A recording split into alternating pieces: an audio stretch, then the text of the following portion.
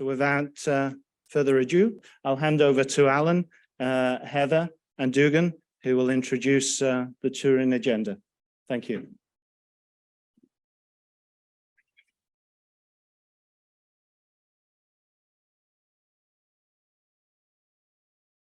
First of all, let me compliment all of you for going through 3 days of very intense discussions, and you're still with us here at the end on a beautiful early evening in Torino. So thank you for an opportunity for us to go through this wrap-up discussion. We want to do two important things.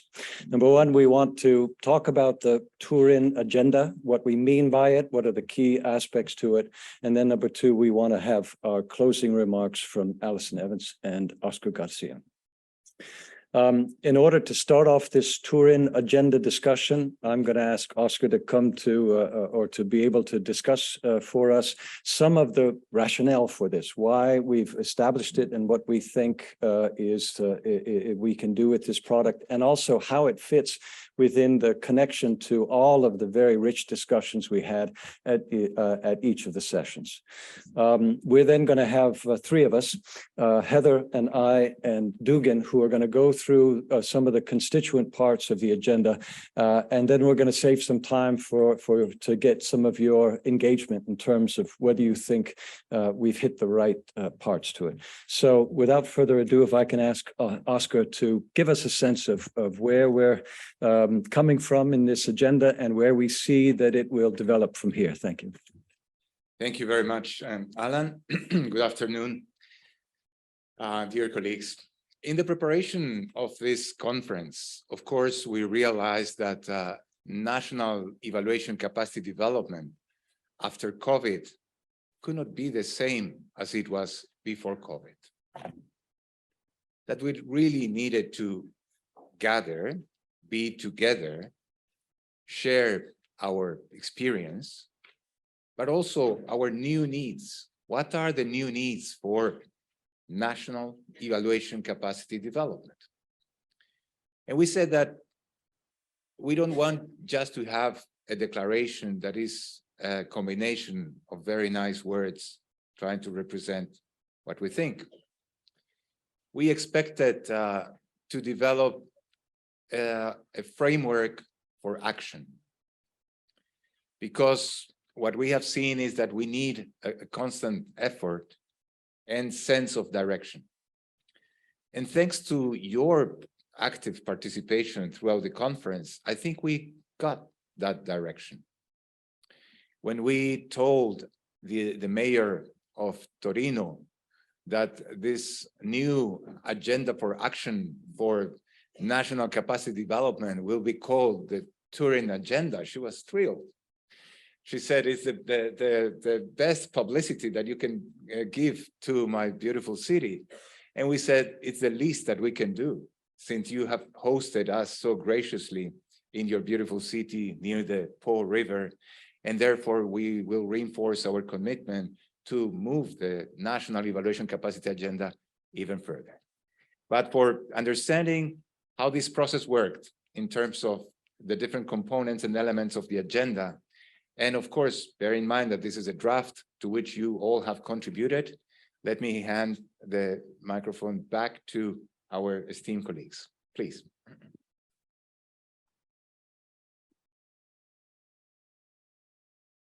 If we could, I'll ask for our IT colleagues to go ahead and help us with a few slides.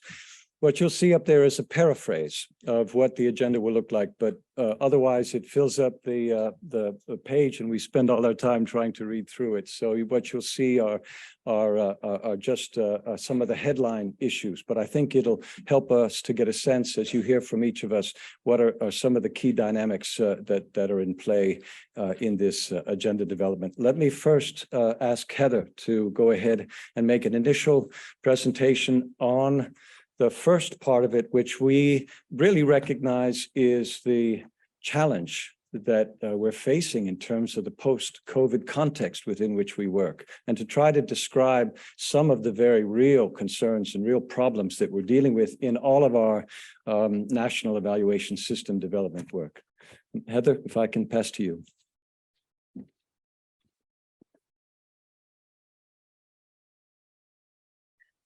Thank you, Ellen. So as Alan said, I'm going to go through some of the initial lines of the draft agenda. This is something we've been compiling over the last 3 days, taking into account many of the comments that we've received from you, many of the things that we've been hearing during all of the sessions over the last 3 days. So to begin with, in a way, this is the situation analysis. This is that first section of our evaluation where we describe the context. So listening to all of you, what we've heard about our context today is, first of all, we are at pretty much the midway point towards 2030 from the time we declared the agenda in 2015, our path towards 2030. Unfortunately, we have seen that progress towards the SDGs has slowed and has even been reversed in some countries and regions of the world. We also know that the COVID-19 pandemic has led to a global health crisis, which in turn has exacerbated the impact and ability of countries to respond to other crises. This health crisis has been compounded by rising geopolitical tensions, which are exposing the fragility of our global systems and sustainable development pathways. We've seen that inequalities have intensified with profound and deepening disparities in access to resources and opportunities for different groups of people. We've also discussed extensively the fact that the negative impacts of climate change are accelerating and disproportionately affecting those who are already the most vulnerable, the populations who are already the least able to cope. We've also seen that while there are tremendous opportunities and possibilities offered through digital transformation, there are also challenges of internet reach and the potential risks of deepening social inequalities through disinformation and further polarization.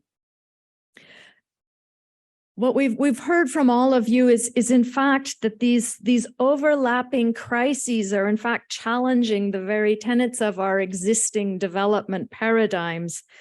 And thus we need to re-envision our conceptual frameworks, and we need to push for greater innovation and creativity in evaluation systems and practices.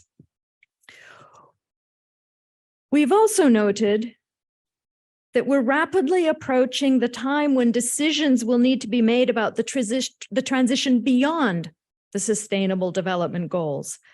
And we feel that to support this turning point in the international development agenda, evaluation must play an even greater role in providing decision makers with the evidence that they need to make decisions for the world today and beyond 2030.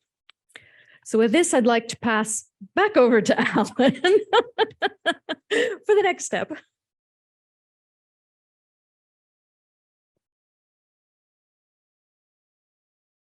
Thank you, Heather. So that sets the challenge for us, right? And the question then is, what do we do and how does this relate to our work on national evaluation systems and their development?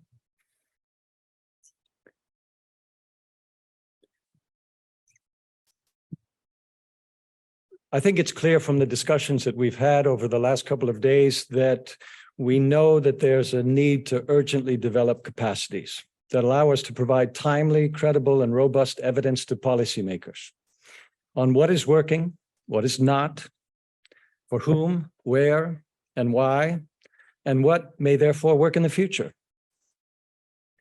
And we need these in order to restore the trajectories towards higher human development. I think there is a demand for us in our national evaluation systems work to be ever more agile, flexible, so that we can rapidly meet the shifting and urgent needs for evidence to guide policies and practices. We need to actively seek to connect with the evidence that's been generated by relevant and not just traditional research and statistical disciplines, as well as being able to utilize administrative data systems and to ensure linkages across sectors, across spheres of government and different geographical locations. We know that contextual specificities are critical in informing evaluation systems, processes, and practices. We need to consider fragility and resilience in all aspects of evaluation planning and implementation, taking proper account of the context. And of course, the relevant risks and threats. We need to prioritize inclusiveness and leaving no one behind, and efforts to address intersecting inequalities. We need to actively give voice to people from all walks of life, paying special attention to youth, women and girls, and those who are often excluded and marginalized. We need to meaningfully mainstream environmental sustainability and climate considerations when evaluating policies, programs, and portfolios of work, consistently building mitigation and adaptation efforts into system design and implementation. And we need to prioritize access to and the adoption of inclusive digital strategies and solutions, especially as those that also reduce the environmental impacts of evaluation. So, as part of this agenda, we've also come up with a series of actions. What are we going to strive to do as a collective group who are all in this together in terms of improving national evaluation systems? And I'm going to turn to Duncan to take us forward. I'm sorry, Dugan, my apologies. It's been a long several days. Feel free to call me Alex. But please, Dugan, you're next up, and my apologies. I can tell you that's not the first time Dugan has been mispronounced. The platform that has been established to take this agenda forward is the Global Evaluation Initiative. And as with all things GEI, we're going to make our presentation collaboratively. And I've asked three of my fabulous colleagues to talk a little bit about how we're going to do this. So I've asked Mega to tell us first what it is that we're trying to achieve through our work in improving national evaluation systems. Just to introduce Mega, who I think many of you already know, she's the director of the CLEAR South Asia Center based in Delhi. Thank you so much, Dugan. I'm going to follow up with Heather's metaphor when we were talking about we've done a diagnostic, this is what the problem statement is, and now thinking about the call for action that we're going to be talking about. What is it? What's really the goal that we're trying to achieve here? And actually ask maybe a few people from the audience, what's the goal that we're striving for here? Is it what we see on the board over here? Better M&E systems, is that the goal? Okay. Better decisions, yeah. So better M&E systems leading to better evidence for better decisions, better policies. But at the end of it, what we want is to improve people's lives. So that's really the goal that we're trying to achieve over here. Absolutely. So I think I wanted to take a step back and say that while we've been focusing a lot on better M&E systems, it's not really about sort of the paperwork, the bureaucratic process around it, but really about improving people's lives.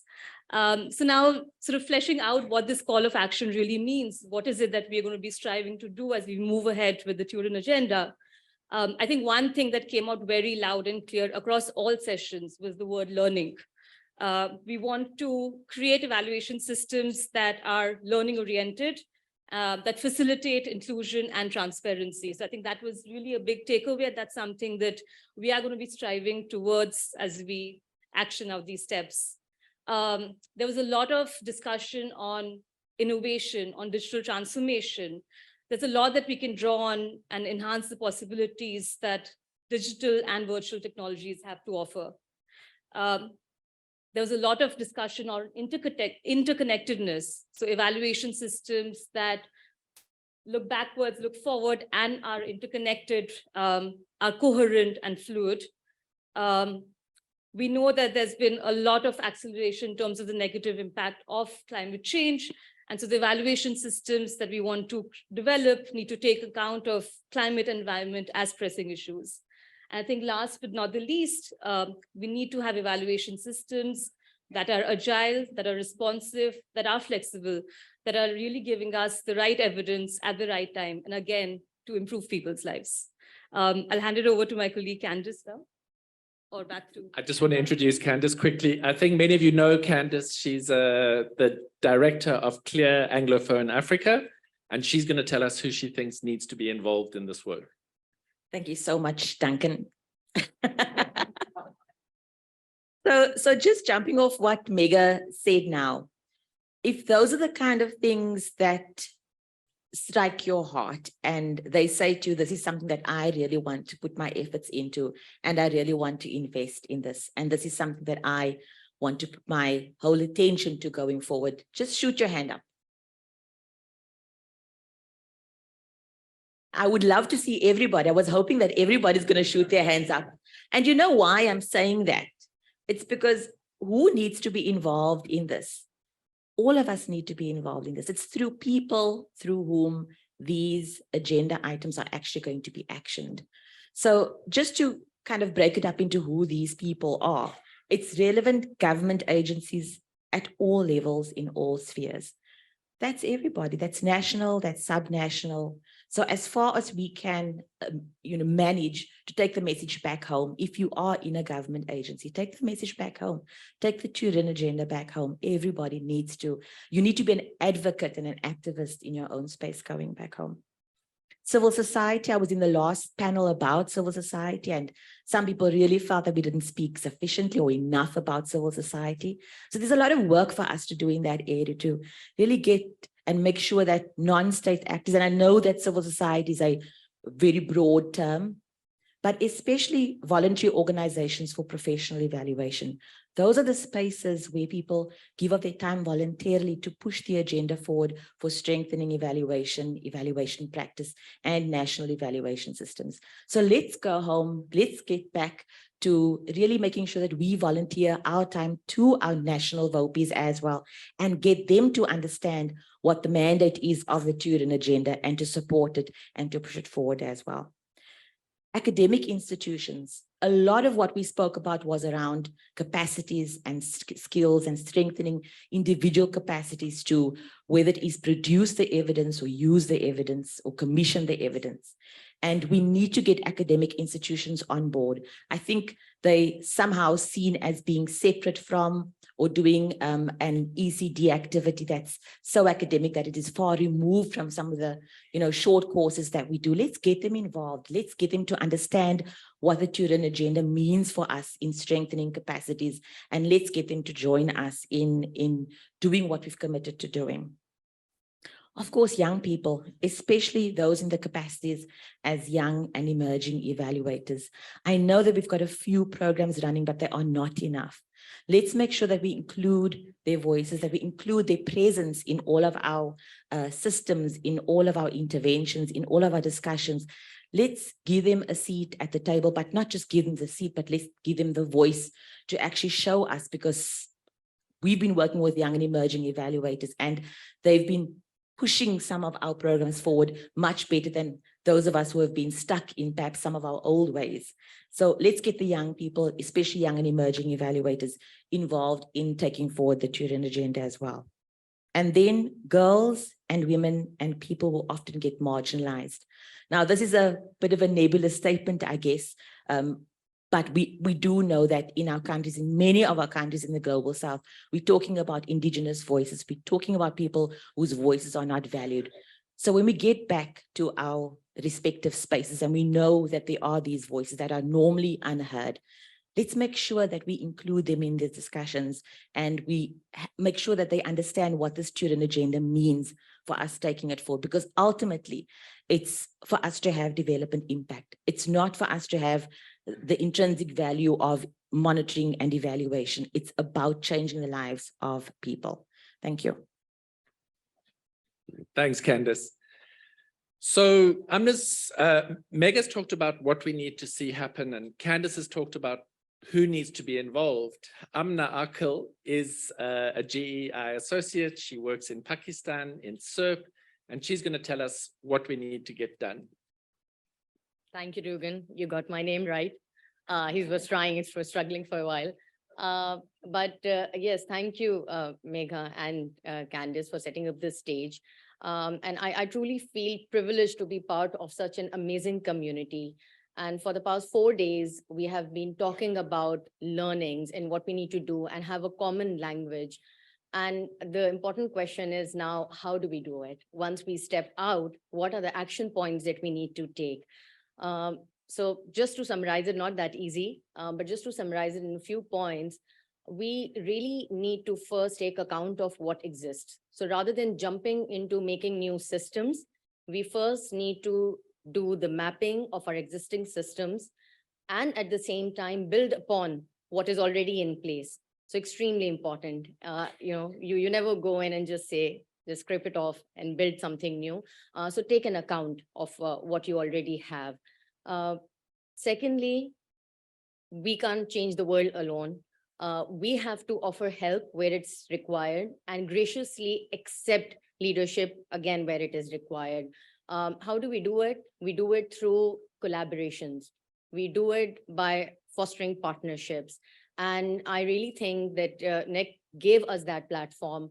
At least I have to go back and send hundreds of emails because we see that kind of collaboration that can happen not within the countries, but with other countries at many different levels. So let's do that and let's connect even after when we leave this place.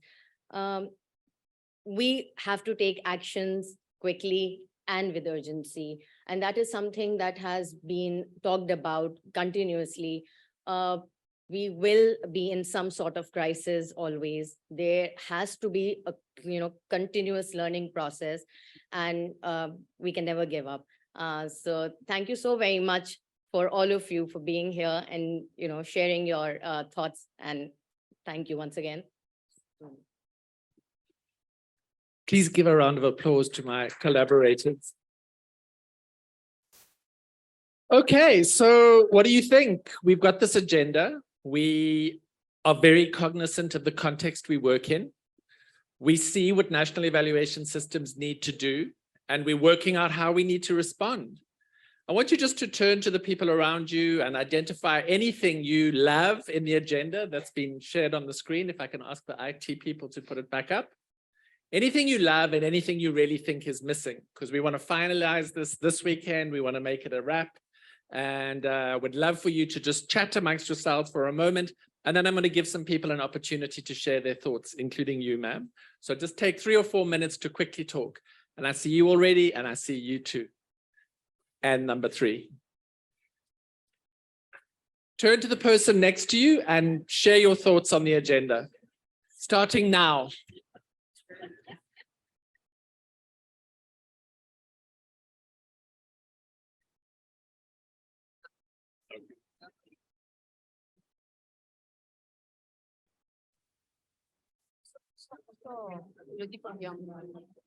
Also, the agenda is on the eCampus platform.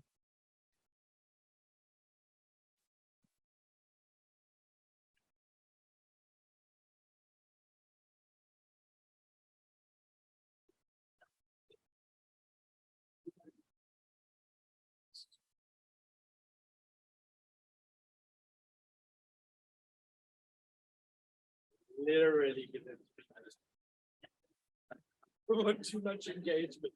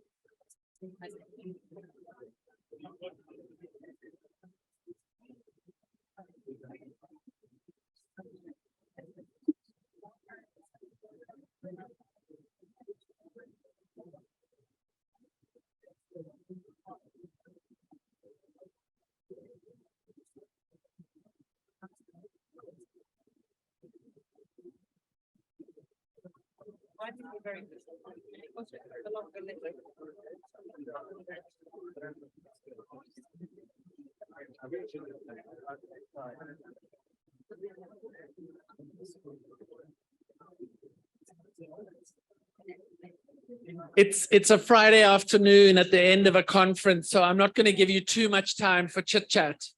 Let's just hear from a couple of colleagues about what's coming up for them. Okay. Hello. Hello. I won't be shouting. Okay. Thank you so much for organizing this event. It's a kind of family gathering each 2 years. What does resonate to me, what I've heard this morning from two people, from the Global Affairs Canada and from Alison. Global Affairs Canada said that we witnessed a crisis. It was common, the COVID.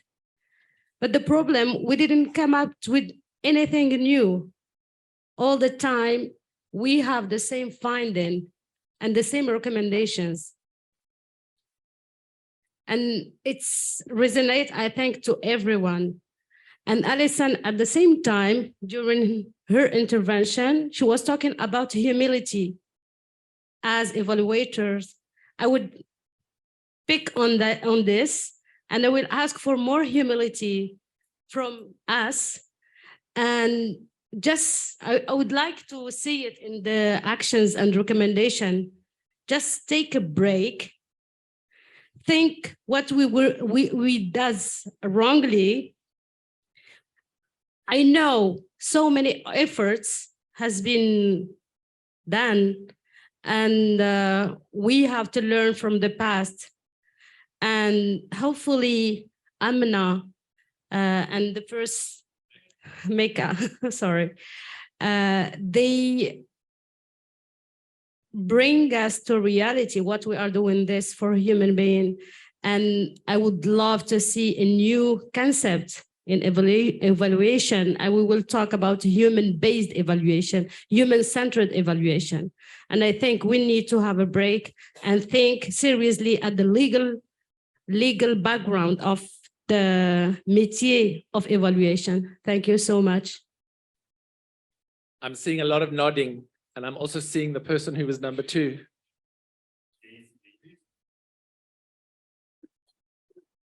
Thank you. Excuse my voice.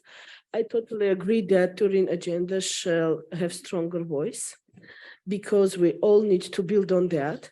And I would like to propose, without expectation that it's necessarily going to agenda, of course, but sort of 2 stereotypes that continue living. And I personally want to break those stereotypes. One is that sort of evaluation informs us after what we did. So still that stereotypes widely lives in the heads of decision makers, and maybe some formulation of this may be that evaluation informs policy making or decision making before, in, and after intervention, something like this. So I think we not enough tapped on before aspect in this formative prospective evaluations, and there is a huge way to go here, because when sort of we were in the beginning, we could say this is we think the right way to go or whatever for people. So then we have food place to continue the talk and be part of the game, because when everything is over, it's another. So that's message number 1. Evaluation informs public policy before, during, and after. So that's the message number 1. Message number 2, second stereotype, which I want to break, and we discuss it. There are still countries that live very finally without evaluations and no one bothers them. And sort of, why should they change, sort of? And my suggestion to this, maybe no country without national monitoring and evaluation system. Thank you, over.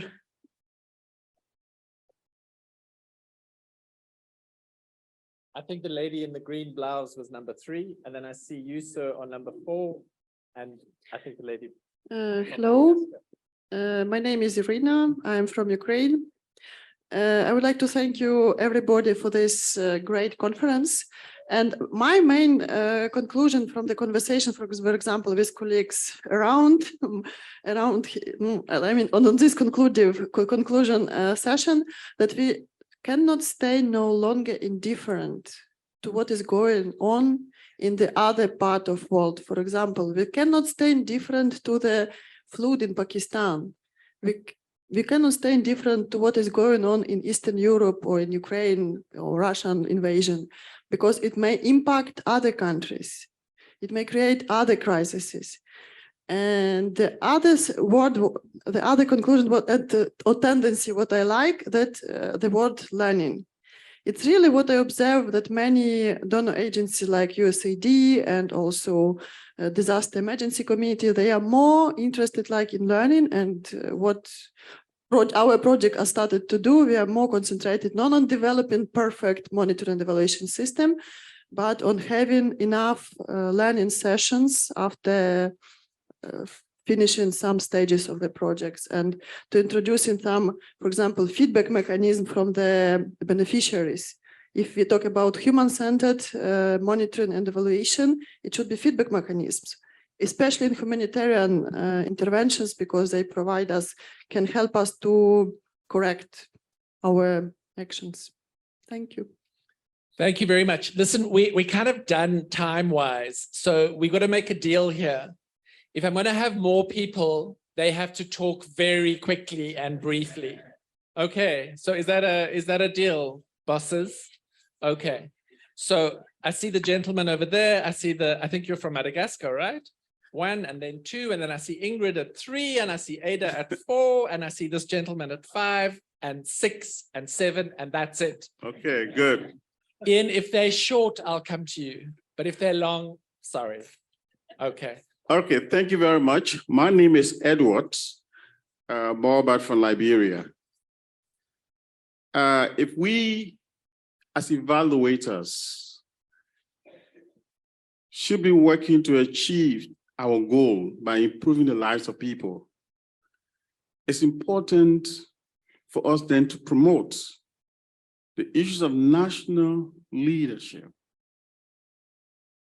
national ownership, that we enhance the kind of sustainability through national allocation investments.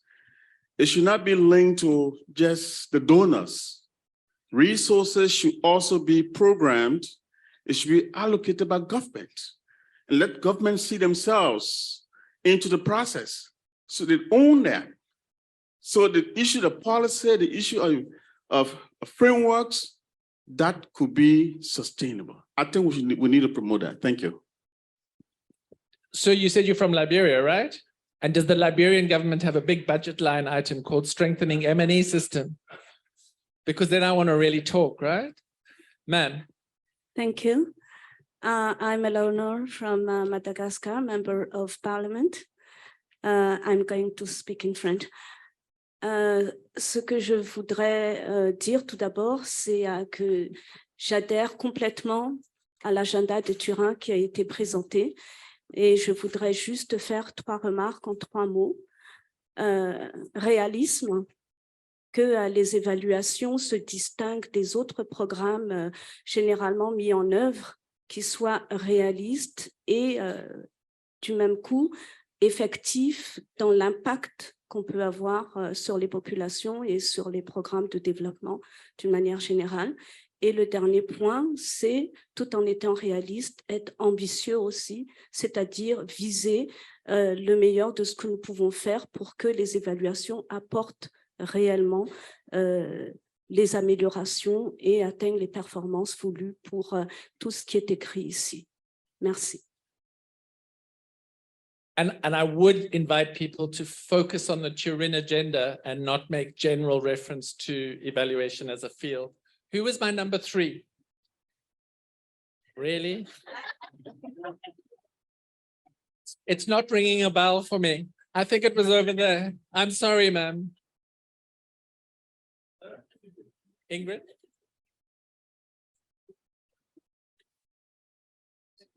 Okay, thank you. My name is Alice from Solomon Islands. So our team here, we have discussed the Turin Agenda and few things we would like to also contribute. I think one of the things is in terms of monitoring and evaluation, harmonizing those two concepts, and also in terms of the stakeholders, to also consider the private sector as partnership in terms of strengthening the monitoring and evaluation. Thank you.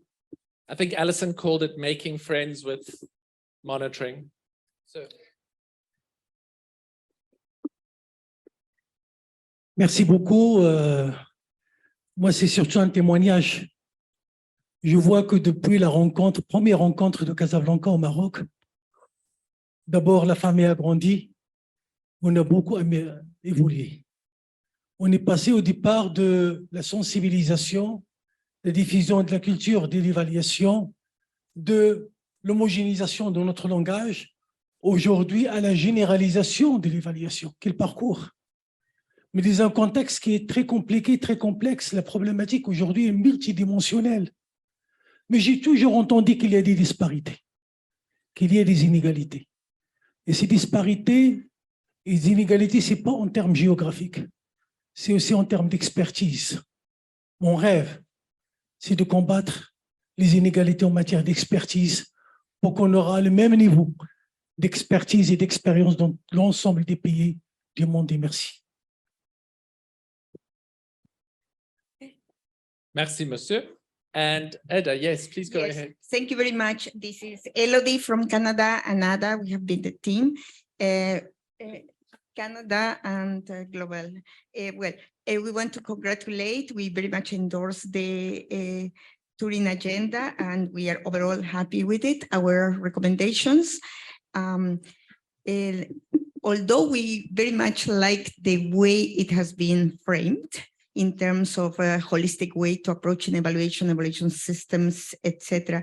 We think that there should be a mention to the potential or actual potential, I think, contribution of evaluation to peace and reconstruction. That is one point. The second point is we don't see whether resources will be mobilized or there have been identified. We think that's important, possibly also identifying champions. In terms of stakeholders, we identified that probably that's the part that needs further elaboration. The colleague mentioned private sector, and we also think private sector and parliamentarians, especially if we want to increase the demand on evaluation, especially national evaluations. Last but not least, probably even 2 lines on how this is going to be followed up.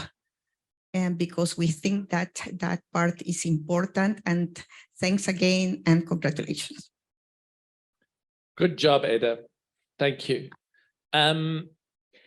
Gonzalo and Ian, I think you're in luck. Please go ahead, Gonzalo. Thank you and congratulations, Gonzalo from Mexico. If this were a conference, if this one was a conference about poverty, the good thing is that we had data to show how poverty is going. So, for example, we would say in this past 2 years, poverty has gone up, and therefore we can see what we can do. My dream is to have something similar for M&E systems in countries, to measure somehow, and every conference we can say, hey, in Turin, in Mexico or in Liberia, and we were on this level and we increased this. It's not about comparison. It's about how can we improve, how can we show improving every two years in our NEC conferences. That's my dream. And that's our dream too.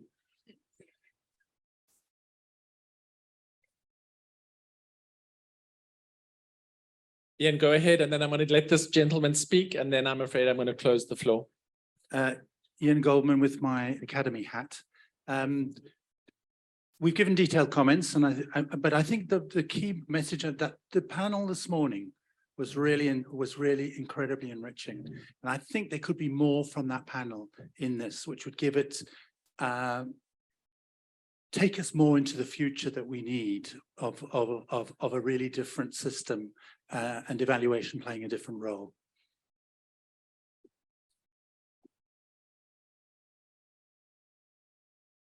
Bien, merci. Nandro Marabila du Gabon. Je voudrais effectivement réagir sur l'agenda de Turin qui nous a été présenté. Bien avant, j'ai quand même une observation à faire parce que je vois que les différents clears sont représentés, sauf que le clear francophone n'y est pas. Par contre, j'aperçois le coordinateur qui est derrière. Est-ce qu'il ne pourrait pas être également ici devant avec ses collègues? Bien, donc en termes d'action, je suis plutôt honoré de constater qu'effectivement, l'accent devrait être mis sur le renforcement des capacités. Hein, mais il serait également bien de nous encourager à pouvoir réaliser des évaluations pilotes parce qu'il faut nécessairement pouvoir les réaliser de sorte que l'on puisse susciter de l'intérêt pour l'évaluation dans nos pays. C'était essentiellement ça mon occupation. Merci.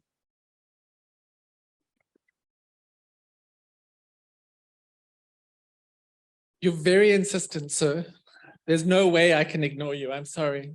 It would feel wrong. I'm going to put it in French.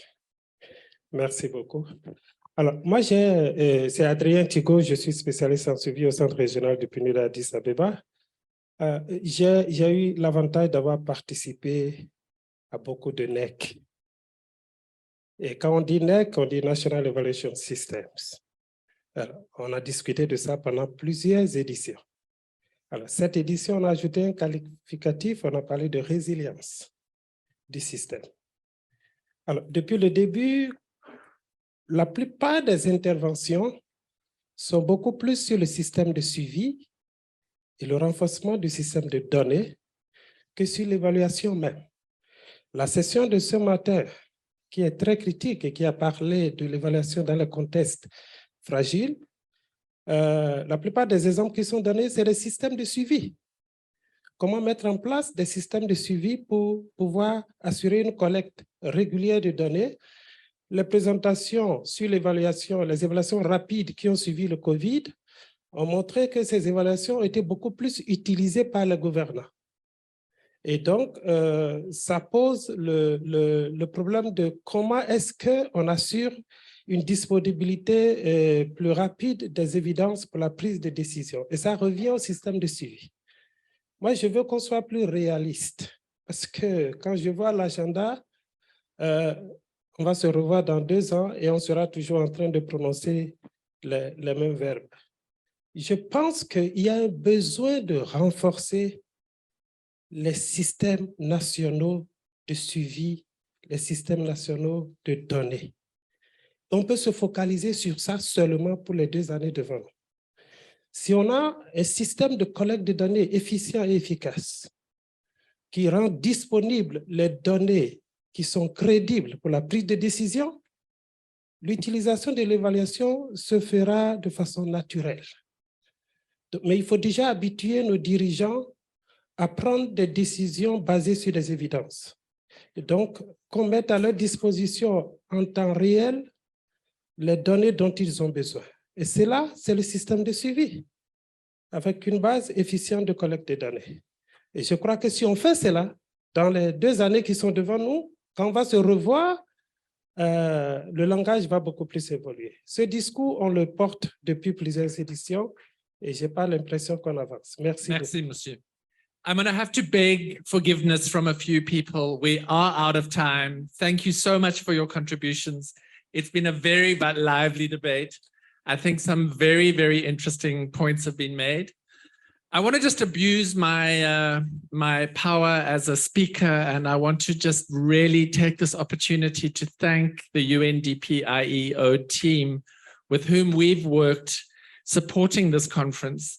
They've been dream colleagues. We've had a wonderful time working with them, and I invite you to give them a round of applause.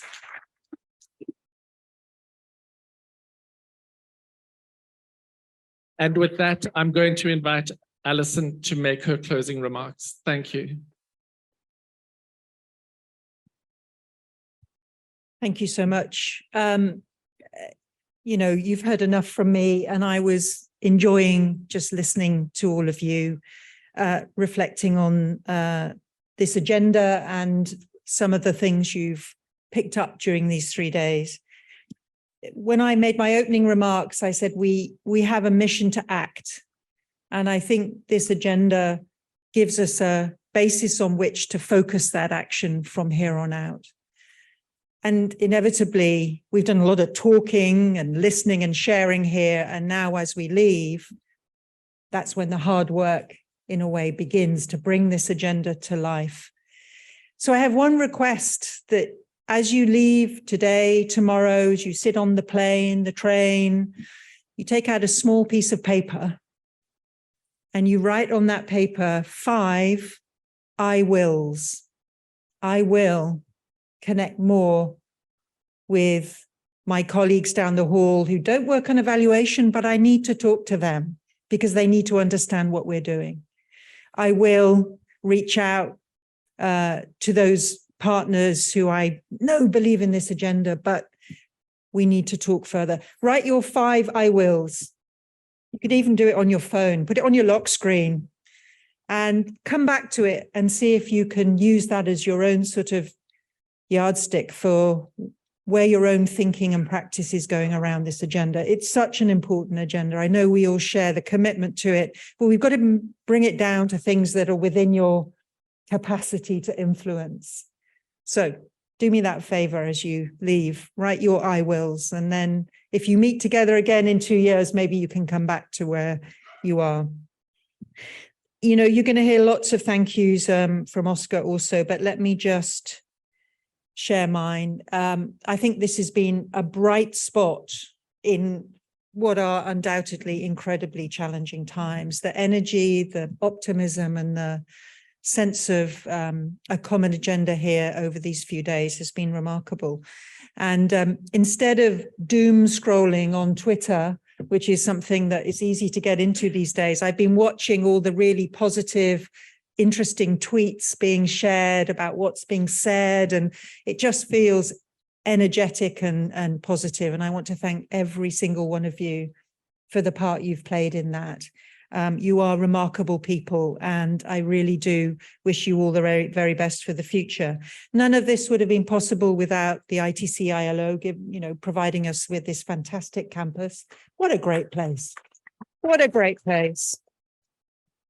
So to Oscar and all the team at UNDP IEO, brilliant partnership and collaboration, absolutely wonderful. Please give them a round of applause again too. And, to the GEI team, what a brilliant bunch of people they are too, and led by Dugan and Heather and all the others who are here, who put so much effort in on a daily basis, who really passionately believe in this agenda. So to you guys too, brilliant work these last few days. Thank you very much indeed. I'll leave it to you, Oscar, now.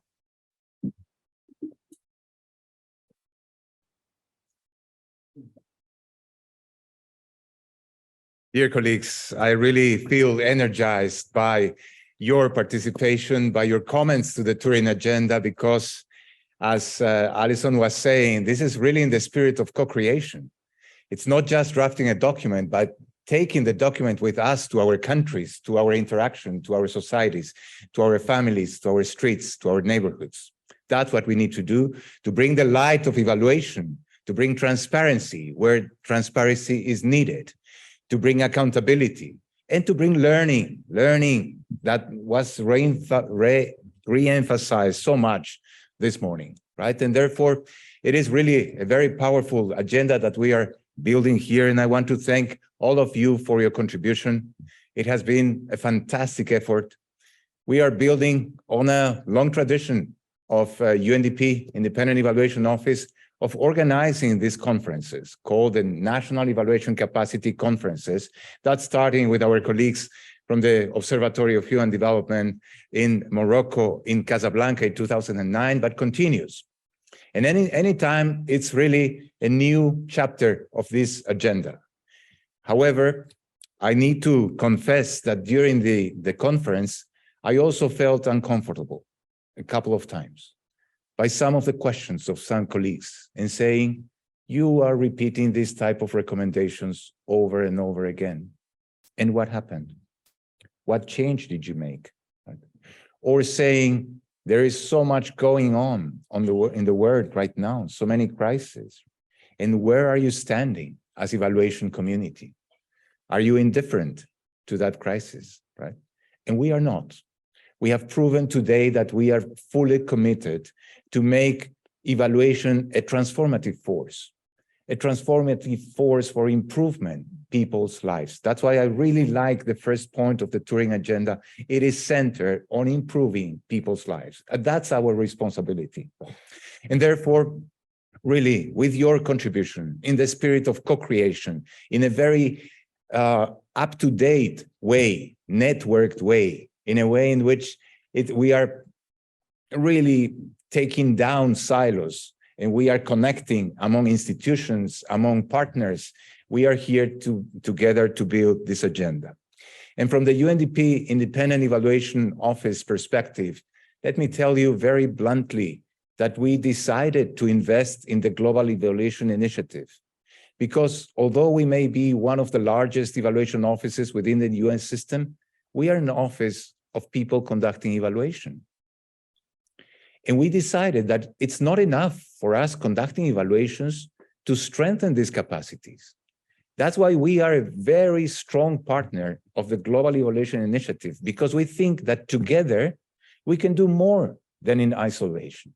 And when I mean together, I don't only mean the IEG from the World Bank and all the magnificent implementing partners that are gathered here today, like WFP, African Development Bank, Asian Development Bank, Inter-American Development Bank, the other UN agencies, and all the bilaterals who are participating in the GEI, Canada, Sweden, the Netherlands, Germany, and the list is long, right?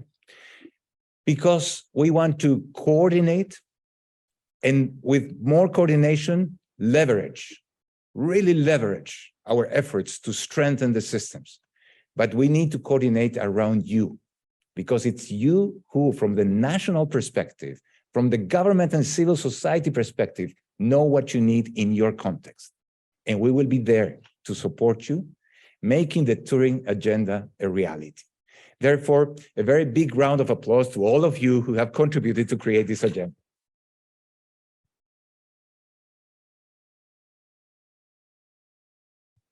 And as Alison said, I have a long list of thank you. First, let me start with our ambassadors.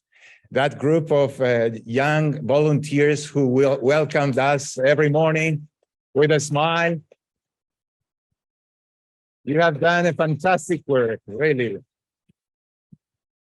To our interpreters who really are behind the scenes, but making communication possible, really, in all the languages. Thank you.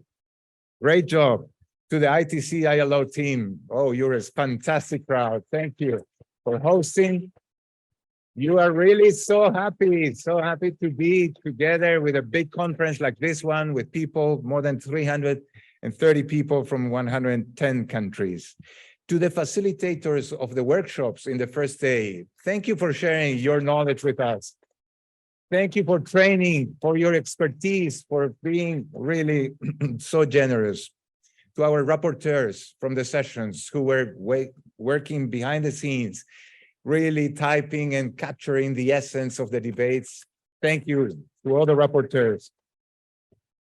Of course, to the team of the Global Evaluation Initiative and the CLEAR centers who are at the forefront of this agenda. Thanks. It was a pleasure to meet you, many of you in person for the first time. You look so different from that little square. It is great meeting you in person. And of course, please, a big round of applause to my fantastic team of the Independent Evaluation Office of UNDP. Without...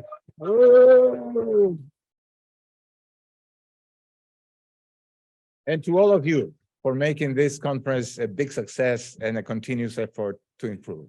Thank you. Thank you very much. Thank you. Have a blessed day and safe drive home. Bye-bye.